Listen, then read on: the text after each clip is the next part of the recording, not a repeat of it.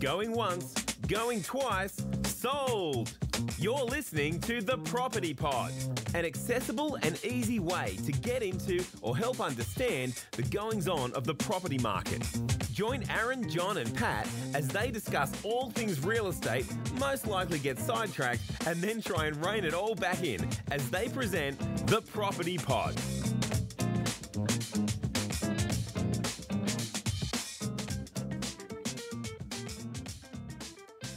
Here we go again. We're back for the Property Pod. Feeling pretty good this morning, actually. Just want to warn you guys before we get going, I'm feeling very sidetracky today. So Very sidetracky? I just feel like at the moment I'm ready just to get it all out there. So if things go haywire, you might have to rein me in today. No worries, mate. I'm in a buzzy mood. I'm on coffee number 2 for the morning, so those pre-morning jitters are starting to kick in. I'm feeling good. All right. Well, I'll get us off track to start with and just Awesome. straight out the gate, because I just found out that Mel from Agent Cooper, she's got her own little Hobart podcast as well. Oh, really? So, yeah. So she was saying that she'd been looking out to see if there's any Tassie ones. So our arch enemy. Yeah. We could look at it that way. Yeah, Small City by Mel Chun. Or Yeah, Chun. cool. Yeah. We'll have Yep. to have a listen to that. I wonder if we can do a little cross-promotional pod. Oh, yeah, that'd be awesome. Oh, so like get Mel in. Yeah. Or she could get us in. Yeah. If we're in her target demographic. I don't know. She might say We're being stuff very out. presumptuous. Yeah, over here. yeah. Are we hipster enough? Probably not. You're wearing a hipster coat. I've got a tweed jacket on. Pat left last week. He's like, how come I'm the one that got ragged on this week? I don't even have a fur coat. Welcome to my world, mate. Yeah, it's all good. All right, so we're rolling ahead. We're feeling a bit sidetracky, but we'll have a bit of fun with today's episode and just see what happens. It's actually been really cool looking at the stats and seeing things rise. Yeah. In terms of the Mercury article that we had and kind of the fame levels of, like, the paparazzi left my house, I think Thursday last week. I feel like we're just going to keep rolling this Mercury wave, so as to speak. Like, let's just keep bringing that article up every week. As long as we can. If you can't find it, it's www.hashtag. No, I don't know what the address is, but The other thing that's on this week is the Logies are coming up, and I thought it'd be nice to shout out to go and vote for your brother. Vote for Luke and Seals. Yeah. I think you've got to make sure you're in Australia, because they send you like a text message code to confirm that it's a legitimate vote. My other brother, Scott, he's overseas at the moment. He was having that trouble. so how many mobile phone accounts have you set up, John? You've just gone to Coles and bought all those SIM cards up, and I don't want to talk about it. But if anyone wants a burner phone, Burner phone, you just come see me. 83 Main Road, Myrna, we've got it. Amelia's got you sorted. You can even pick your phone, Carl. well, we really are in a sidetrack mood today. Welcome to the Property Pod. It's because we've been so serious the last couple of weeks. We've had so many guests in, Yeah, and we're yeah. talking serious topics. This is the first time it's been the three of us for a while now. Yeah, exactly. Just as much as I love having guests in, it's good just to have the bant level at an all-time high. there's no one, no. Well, it's a pretty dense conversations in a good way. Oh, yeah. Yeah. No, it's And good. it's all going to happen again next week with Andrew, who we've got as well coming up. Yeah, Oh, that's no, true. it'll be really cool. I'm going to save that. I've got a little secret about Andrew. I won't tell you guys about it till next week. So, well, that was really good. You guys are in sync. So what are we going to talk about today, guys? What do we know in the in the property lead on world? Right, I'm going to kick it off first. We're going to start off with a little bit of news. Obviously, the Mercury's reported fairly heavily over the last week or so about what's been happening with the Hobart housing crisis. I don't want to touch on it too much because I'm not an expert on the topic, but I thought there's a couple of key takeaways that I did see and I've heard over the last week or so. Is this when the housing minister was down? I did a bit of highlighting the other day. You did. I've got the article here and I don't know if you can hear that noise. It's about 10 pages where Aaron has highlighted probably more of the words than are left. But hey, no, you're right. The housing minister for the federal government was down in Hobart for a emergency crisis talk on the Hobart housing crisis and the shortage of properties. Can I just put it out there? The only reason I stopped on that page was it had a picture of Dale Kerrigan and the and the cast of the castle. Yeah. And I was like, oh, maybe they're making a castle too. So I stopped and looked, and I was like, oh wait, this is actually relevant. quality journalism. Hey, they know they're hooking the It demographic. doesn't matter how you come across it. Exactly. They hooked me in and I learnt some things. Well, because I think they had the full meeting with the REIA board and stuff like that as well. Yeah, so they had a special meeting held last Thursday morning that had a collection. I think there were 60 people that were invited from all different industries. And the key takeaway was that they have started a new advisory board to work through these issues. The board actually consists of each mayor from the 6 municipalities around Hobart. So obviously, I'm assuming it's Brighton, Kingston, Glenorchy, Hobart, Sorell and Clarence would be the 6 that they're talking about. Yep. As well as the Property Council of Australia. So they've got a member from those guys as well that represent the development / building / real estate industry to a degree. So, yeah, they've got a sideboard now that they're appointed, I guess, to work through these issues, which is really good to see. So hopefully we can... Is this kind of like the meeting that they had in the Lord of the Rings where they all offered up there, like, and my ox? Potentially. That's exactly what happened. Yeah, so I think what their main goal is to try find ways to fast track some projects through, try to get some rezoning done to be able to then do some development work and to get some more properties built. Yep. Because that's the problem. Although there's a lot of houses being built at the moment, the demand for moving to Hobart is far greater than the ability to construct the new home. So it's like a bottleneck. Like they're trying to fix the problem, but the problem keeps reoccurring because of more people coming back. Actually, on a side note, when we talked about this, what might have been episode 2 or something, or 1, I can't remember.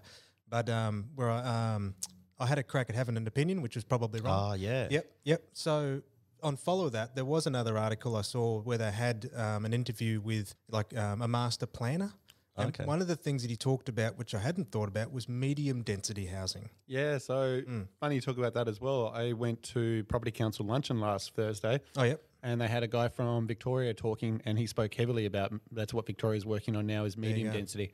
So rather than trying to compact more people into the centre of the city, they're now looking at transport corridors and trying to find ways to build medium density, which medium density in Victoria is high rises here in Hobart, but I think medium density classes anything from 4 to 8 stories. Yeah, so they're trying to build more denser accommodation on high traffic flow areas in Victoria, so where there's trams and trains and access to that public transport so that people can still commute to the city quickly and easily. So an example of that in Hobart could be where we're sitting right now in Glenorchy. Exactly, You'd have some 8-story buildings that are full of kind of like those uni buildings. Yeah, that they're building that town. They're built in town. Just built further out here, and then having a way to get to the city quickly with public transport, obviously the Northern Southern Rail link that everyone loves to think might happen one day. Still out if it ever will happen, but potentially that is a way that they could look at it because Hobart has too much road traffic. So you've got to look at 2 options. You've either got to find a way to get more people living in the city, which is what UTAS is doing to a degree,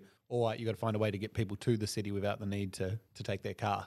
Well, that CBD project at Glenorchy that's getting done at the moment, when they did the research on the amount of people stopping at Glenorchy versus the through traffic, I think it was only about 10% actually stop in Glenorchy. The rest of the 90% of the cars are going from the suburb through. Yeah. So, that was sort of one of the challenges too. It's just there's just so much density of car because it's relied upon that they need to somehow relief. Yeah, so another thing that the housing minister was down here for as well is he met with Senecare, the guys that I do a bit of work with. Oh, cool. And they have secured some more finance as well to do some more affordable housing on the the Claremont site, the old Claremont. Oh, where the Abbotsfield Primary School was? Just there. Oh, yeah, right. Yeah, so the federal government has committed to doing some more funding and he was here to announce that as well. So Senecare will be building some more affordable rentals and affordable housing. Yeah, because there's heaps of space there. I always drive past when I'm heading through and I see the big sign. I'm just like, I wonder when they'll get started on that. Now, I don't want to quote the wrong number, so I'm not going to quote it all, but there was a certain amount of properties that are going in there and they've been able to actually do, I think it was an additional 10 or 20 or something on what the original plan was because they've got more funding now to do so. Well, that the development that happened in Dunedin Street and Chigwell, I can't remember what the opposite side is, but that was sort of on the similar premise in that first home support. Yep. That was a huge success. Because we had a house just around the corner, and a few of my friends even bought in that subdivision. It was awesome. Yeah, this is a good little subdivision, that one. Yeah, Yeah, well, I've been out doing a lot of photography out in Bridgewater for Senecare, doing some of their drone stuff, and just going from site to site, and they're really coming up quick and fast, and there's going to be a lot of properties out there, so that could be helpful for getting people housed and off the streets. it's just been freezing the last week in particular. Yeah. And I've just been thinking how difficult it must be to be going hard, sleeping in your car, sleeping on the street, trying to find accommodation, and just some of those icy mornings, I just couldn't imagine being in that tricky spot. So hopefully the meeting from last Thursday morning gets the ball rolling and gets the conversation started, and that's what it's all about. And then for from sure. there, the people at B can get things happening. And before I lose the thought, with that rail corridor, before it becomes official, I just want to be on one of those old school trolleys where you're just pumping it up and down. like the classic Looney Tunes cartoon. Know exactly what you're talking about. So do you want to be the coyote chasing down the Roadrunner, John? I don't care. I just want to do it. I kind of look at you as like a coyote. I think you'd kind of find yourself and he'd just look back at you and meep, meep. I feel like we need to put John in touch with Steve Wheeler, who used to work for us he loves the trains and he's got access to the new Norfolk Train Society. Very true. Yeah, so he might be able to hook you up with one of those. That would be pump amazing. Action things, John. I'd probably do it for 30 seconds and think this is a terrible idea. All right. Well, I think that's covered us on our Mercury News section. Well, can I just bring up, there was another news article I saw, it's about Glenorchy. I don't know if it's got to do with real estate that much, but it might have something to do with the suburb and the area and building it, but the Derwent Entertainment Centre and the guy from the NBL. See, I was going to bring this up, but I didn't know if you wanted to talk about it or not, but now you have. Let's do it. No, I just thought, we mentioned that medium density housing and stuff, I guess, because what I saw, the thing that grabbed me from the article wasn't the Derwent Entertainment Centre. It had the picture of South Bank from up in Brisbane where that beach is and stuff, and it kind of sold it as building a South Bank in Glenorchy down by that area. And I was like, oh, that's a really interesting idea. And then how would that affect the overall area of Glenorchy? Suburbs, Yeah, I obviously looked at that article as well. So my key takeaways from it is the Glenorchy Council has given him 120 days exclusivity to negotiate on that development site. Yep. There are two key things that he needs to make it happen. He's now negotiating with the Tasmanian government in regards to helping fund to refurbish the Derwent Entertainment Centre. Yeah. So I think he needs it was roughly about $10 million to refurbish it to make it a 5,000 seat stadium rather than whatever it is now. Yeah. Plus build, I think it was 5 additional basketball courts around to support training facilities and additional team support.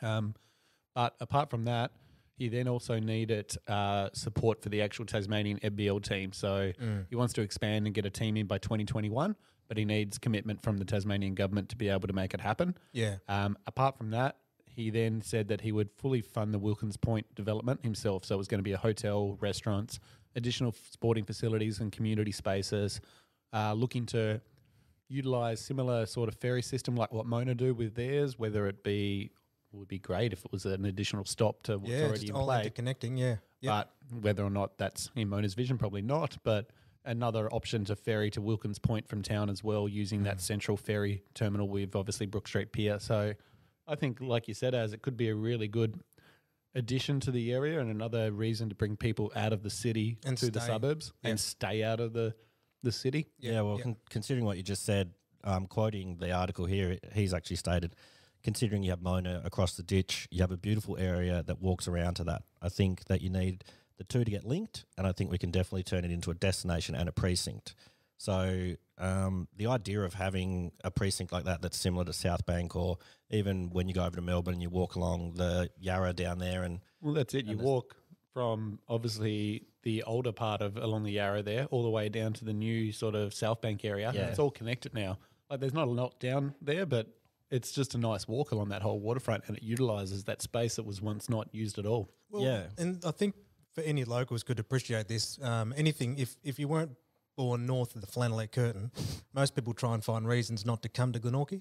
So again, that will just make the whole Hobart municipality, or Hobart city, to encompass Glenorchy, so that those that spend all their time in the city and refuse to come a little bit north will have greater reasons to and stay for longer as well. I guess change your stat that of the 10% that you were talking about just previously, with everyone just shooting through Glenorchy, gives you a reason to come to Glenorchy, and you're in that area. Maybe people from the outer suburbs don't have to travel all the way to the city. Well, that's it. The more work you can make here in this area, the less pressure there is on the city itself. So that's a great idea. Obviously, over on the Eastern Shore and the Bellarive area, they're working on that new sort of foreshore area as well. So they're trying to obviously make secondary hubs around Hobart to help support Hobart, and I think that could be a real advantage moving forward. Yeah, it's just that what I hate that word holistic. It makes me sound really fancy, but it does make sense in that don't think of the council shouldn't work against each other. It's just like every single enhancement that we develop along the entire that Derwent River Strip is going to benefit everyone at the same. Can you? I know this is an airy fairy idea, but what would happen to property prices? Say there was a massive development down by the is it Wilkinson Point? Yeah, Wilkinson Point. So if there was a major development down there, it kind of brought more people to the suburb. Would that cause a big spike in property prices, or is that? Oh God, I think I can only answer that as thinking on fundamentals long term. Is that if you've got access to services and prestige, possibly. Yep. It just really depends. And like a lot of the time you'll see in advertisements saying, oh, look, in Berrydale and Claremont, close to Mona, for example, well, it is a means that they'll use it as a means of advertising, but has it had a specific effect on the property prices? Probably not. Yep. It's been more so, a rising tide lifts all ships. Why'd you say that first time, John? Just watching your lips. I think you might have said something else. The other saying I really like We're getting explicit on this one. the other saying I really like is when the tide goes out, you soon find out who's been swimming with their pants off. You've got so many good sayings. You should have a copy book of just Johnisms. Open question on that one. I suppose it would probably have to be, but it would more so benefit the suburb as a whole. Yep. Yeah. That said, though, I mean, how many houses are directly next to that? You've got just directly across the road from the highway. Yes, there's all that little Montrosey suburby bit that is opposite the highway that are kind of classic homes. There's not really any modern homes in the area. So I'm not really sure. I just kind of wondered if you boost the local surrounds and create an in-demand area, does that create an in-demand marketplace for that space? Yeah, I think for it has to be like hyper specific and local. So we'd really have to dig down to the streets, I suppose. But it'd be interesting to see. Yeah, bottom line is it'd be a good advantage overall, I think. Yep. And I can see why the council has given him the exclusivity to explore this, because I think they honestly believe that he can do best by the site and enhance the area. Yeah, yep, actually, and on that, I'd imagine then if the council re-looked at a lot of the zoning areas, so to go from residential 1 to inner residential, well then if you had a secured property and you had the capacity to redevelop that site as a result of a zoning change, well then absolutely that'd have a net positive on property prices. Mm-hmm. As a family-run business, First National Real Estate McGregor understands that the property market can be stressful. However, with a strong team in both sales and rentals, we are here to guide you through the property maze. Find out more today at mcgregorfm.com. All right, guys, let's deep dive into this week's topic, which is all about building your own home. A very exciting topic, which I think Pat is going to be the resident expert on this week. Yeah, sure am. So I've done it myself, different ways. I've built from scratch and I've also renovated. And I know both you boys are working through renovations at the moment yourself. But are. Today we're more interested, I guess, a lot of incentives out there for first-home buyers to take advantage of. But there are different ways you can go about taking those advantages. So I thought it'd be a good opportunity to just run through the different options. Yeah, yep. There's 3 different methods. So there's what we call a spec home build, which is where a builder goes and buys a block of land, he builds a brand new house, and then an agent like John or myself sell it as a finished product. Sure. Mm-hmm. Now, a lot of people may not realise they can actually get the $20,000 grant for a first-home buyer on something like that, because the key qualification for it is that it has not been lived in. Right. Yep. So it's a brand new house, providing it's never been lived in. So that's one way to look at it. Advantage is you don't pay any money until it's finished. Sure. So that's one massive advantage. Secondary advantage is that it's very stress-free, because you may have committed to buy it, but you don't really have to worry about it. They just go do it all, and then at the end of it, it's finished. Disadvantage is with a spec home build, you don't really get any control. You got to imagine it like you're buying a second-hand house off the street. So anything like we might buy in an established suburb, that's effectively what you're buying, is a home that's completed. Just because it's brand new and it might be still being built when you buy it, you don't get any say in what the finished product looks like. Yep. And most of the time, the builders don't even sell them until they're 100% finished. Yeah, okay. So it's not like you're getting to choose your fittings and all that kind of stuff. No, It's not at all.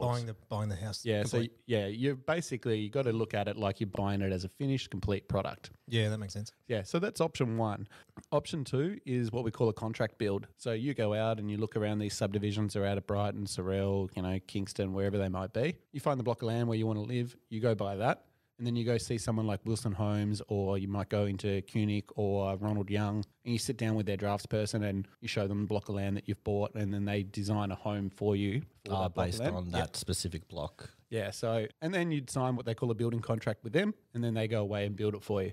Now, you will get choice on this, so you will be able to choose fittings, carpets, colours, all of those type of things. But it's normally from a selected range. So the builder might have a little showroom of all different taps and products and stuff. Yep. And basically, you'll get to choose the items, but normally it's from that selected range so that the builder can streamline the process and get the property built. Yep. Normally as well, you might have to pay progress payments throughout the process. So the builder might have 1 to 5 progress payments.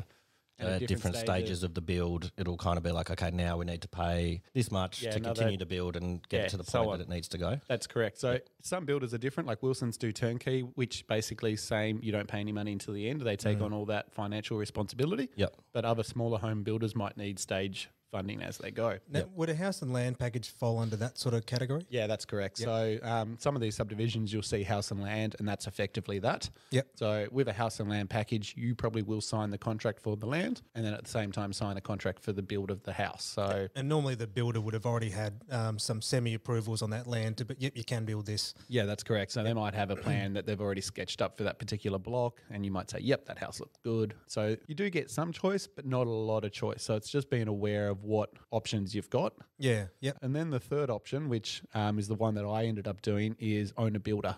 So own a builder, you take 110% control of everything. So you become like a little mini site manager for the site. Yep. So you go find your block of land, but then you have to go to a draftsperson and get all your plans drawn up. You go to council and get it all done yourself. Now, you don't have to actually physically build the house yourself. We call it own a builder. Doesn't mean you're out there with the tools hammering away, but it does mean that you need to probably have some contacts who you can call on to do the different tasks. You might contract out the construction part to one person, so like to a carpenter, but then you've got to go source the tiler, source the product, source everything. And are you coordinating the time frames and all that as well? It can be 50-50 sometimes, depending on who you use. A carpenter might help with that aspect of it. Yep. For me, I was in control of absolutely everything. I was probably able to do it relatively easy because I've got a couple of advantages. I've got family that do building, but I also have a flexible job that means that when a carpenter rang up and said, how are we doing this? What are we doing here? I was able to go out and see him. Yeah, you could legitimately drop tools, so to speak, and then jump in the car, go for a drive and have a quick chat to him, figure it out and keep the project moving.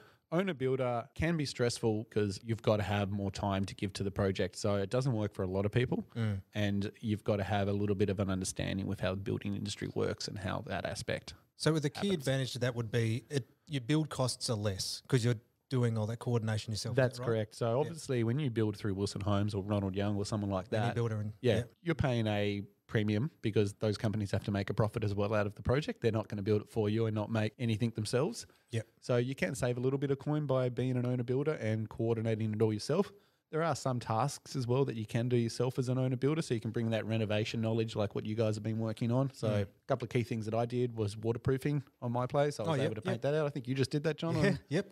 3 coats. I guess looking at it from the other way, like that sounds really good and flexible, but I guess you could run into problems as well doing it yourself if you're unaware of what you are doing and you're kind of pie in the sky, like, I want this and this and this and this. So the biggest problem you probably run into as an owner builder is cost.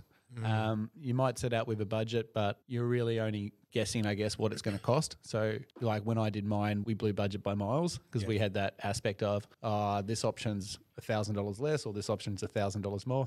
What's an extra $1,000? That's what we want, so we'll do that. But when you do $10,000 or $20,000 more options, all of a sudden you've spent a lot more money on the finished product than what you probably initially set out to do. So that's where you can run into a few problems.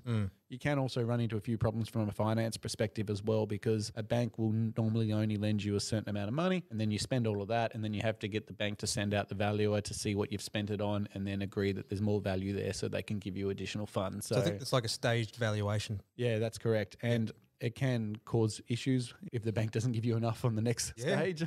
Yeah. Because that might slow down the process while you figure out solutions to keep moving forward.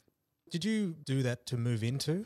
So I built 2 units with the intention of moving into one and selling the other one off. Yep. The old rent fest. And I sold, and I only did it as an owner builder because I had the family contacts that were in the industry and knew what to do. And my dad used to be a builder many years ago, so I was able to call on his skill set to help navigate me through it. Yeah. Do you reckon if someone was thinking about going and flying in blind, that would just be a mistake? It'd be a mistake. I think the second option we spoke about, where you hire someone like Wilson Homes to do the job for you, is where 95% of people probably are when it comes to buying and building a new home. And look, there is a fair bit of flexibility with that.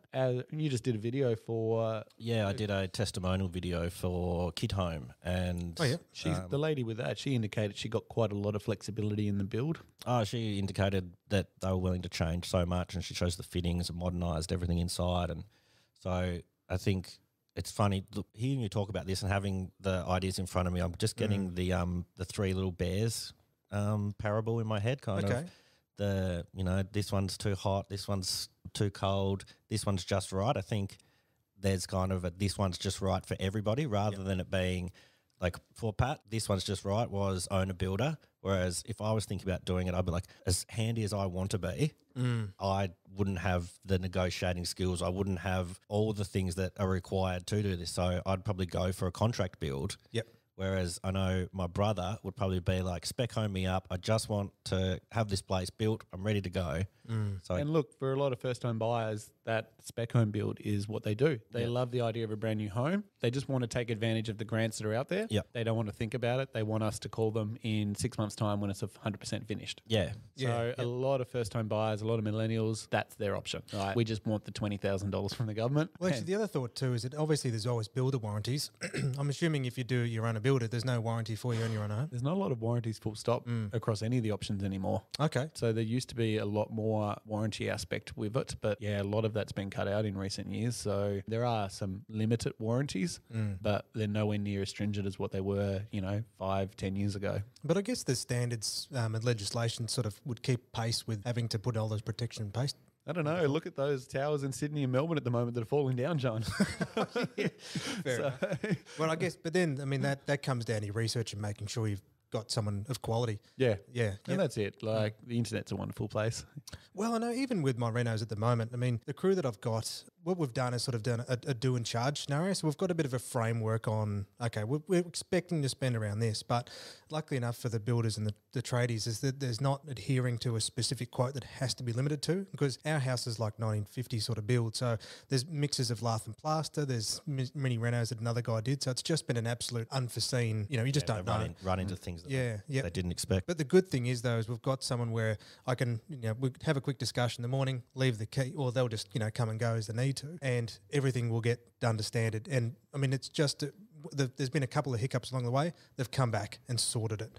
And just, I suppose, when you were doing an owner builder too, Pat, all the tradespeople that you had initially, you had existing relationships. Is that right? You weren't sourcing the yellow pages? With a lot of them, yeah. Or the trades that I did know, they knew someone. So, like, I might be talking to our carpenter and I needed a plasterer. And he said, look, Jimmy and Mick, they're always working on a lot of the builds that I do. Give them a call. So you sort of build that network as you go. I think the key with an owner builder is to get a good carpenter, and then the rest sort of flows relatively easy. Okay. In an unsolicited ad here, I'm actually working on a website for a guy at the moment who's trying to put together a business that's similar to that, so kind of a trade connections across the board. So having those resources that he has and then passing them along the line to all the people that don't know about them and need them. So kind of helping people like myself who said I'd prefer the contract build to do the renos that I'm doing or do the building and helping all those people. So hopefully the website comes up. I'm calling on Pat to give me a bit of help with that because he's the WordPress master.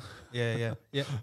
Yeah, so look, like Aaron said, I think there's an option for everyone at the end of the day. It's just a matter of figuring out what the best option for you and your circumstances are. This is just a thought, Pat. When you've done those house and land packages, do you find there's a lot of like competition with demand? You'll have multiple offers for the one block of land to do a house and land, or you find it's just in your experience, just a one-person negotiation? With the spec home builds, there definitely seems to be a little bit of competition. And nearly every spec home build that I've sold in the last 5 years has been to younger demographics because there is such good incentives out there for first home buyers. Yep. And when we sell, like obviously a spec home for a builder, so we work with quite a lot of builders, we tend to build what we call a colour palette for them. So I might work directly with the builder for a week before I list the property, and we'll talk about what colour of the brick's going to be, what colour the tile's going to be, what product are we using for the kitchen bench. And we go through all of it. And then I'll go around Hobart and I'll source all the samples. So I'll go into Brickworks and they'll get a sliver of a brick of what we've chosen so that I've got a physical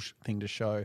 I'll go get a Colorbond tile, go get a tile itself of what we're going to use, kitchen bits and pieces. And we build up like a bit of a mood board, I guess, that we have here in the office. And then 9 times out of 10, the purchaser will go look at the land themselves. And then we'll arrange a time to get them into the office. We'll lay it all out on the bench so that they can see. And then we just talk about all the different products we're going to use. The carpet, this is the carpet, this is the quality of it. Yeah, cool. And 9 times out of 10, when they can start to visualize what we're talking about, makes it a pretty easy process for them to feel comfortable about buying the property. The other thing we do is because we work with a lot of the same builders over and over for multiple projects, we start to build a bit of catalogue of past work with photos. Yeah. So we can start to show them, look, this isn't your house, but this is what you can expect the quality to be like. When it's finished, yeah. If we're really lucky, sometimes we do pretty well in getting a bit of a rapport with some of these past buyers, and we can then call on them to potentially quickly show a buyer through their home. And that works really well because if those people have been through the process that the new ones are going through, they're more than willing to quickly show through. It's a good opportunity for them to talk about how they found the experience. Did it live up to what they wanted? Are they happy?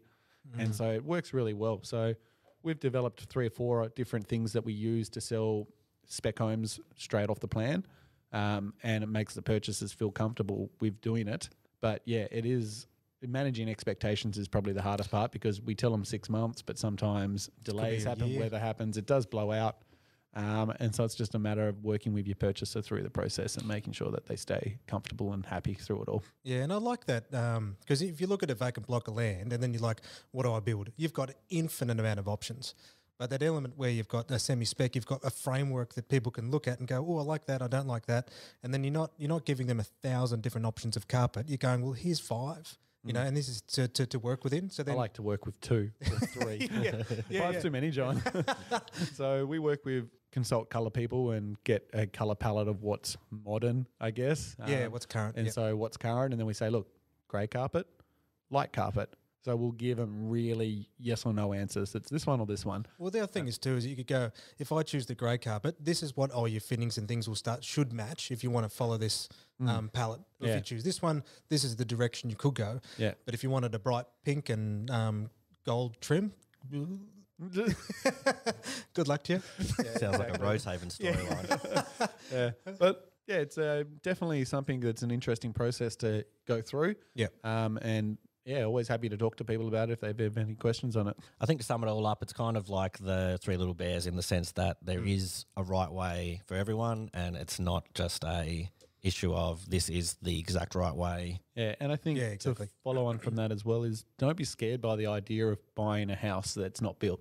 Like I think people stress too much about it. There's plenty of resources out there and plenty of people in Hobart that can help you through the process. It doesn't have to be as scary as what a lot of people think it is. Yep. And it can be quite rewarding by the end of it once you've created a home that is yours. Well, here's another saying for you guys. So every friend that you have right now started off as a stranger. Every single house that was built started off as a vacant block of land. So it's worked for many people for all this time. If you speak to the right people, you'll be okay. What a profound way to finish the episode. I love it. I'm working on this coffee table book. I think there's something in it. Maybe this is Mac's saying of the week. All right, do you want to wrap this up then? Yeah, I reckon that's good. Thanks for today, guys. Sorry I got sidetracked so much. Oh, it was great. Just had them feels. Excellent. Cheers, boys. All right, boys. Off for a bowl of porridge now. 414 Real Estate has been operating within the northern suburbs of Hobart since 2006. With their innovative approach to marketing and managing your property, they have all your property needs covered. Find out more by visiting them today at 414.com.au.